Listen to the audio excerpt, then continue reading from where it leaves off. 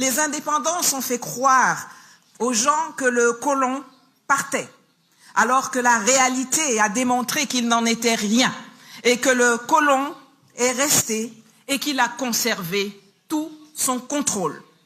C'est ainsi que notre histoire commune se poursuit avec les coups d'État, les changements de régime, qu'ils ont longtemps niés, mais qu'ils ont pourtant perpétrés grâce à leurs mercenaires comme Bob Denard, grâce à leurs légions étrangères ou grâce aux soldats africains qu'ils ont formés, peut-être même pour cela. C'est généralement lorsqu'ils ne sont plus aux affaires que certains chefs d'État français admettent du bout des lèvres leur forfait. Mais pourquoi éprouvent-ils donc le besoin de falsifier l'histoire?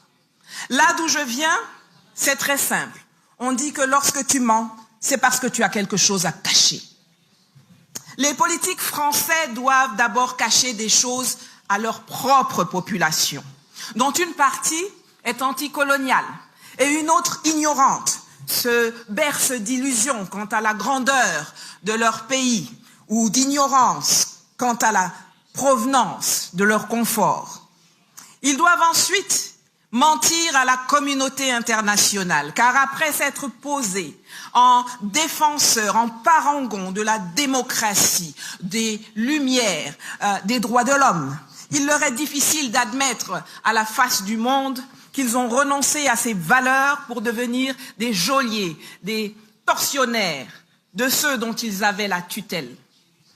À nous, Africains, ils mentent pour mieux nous leurrer, pour nous blaguer, pour nous intoxiquer, pour nous endormir, pour nous faire perdre notre estime de soi et surtout pour continuer à nous dominer et à nous exploiter. Mais avec nous, ils ont fait plus que mentir.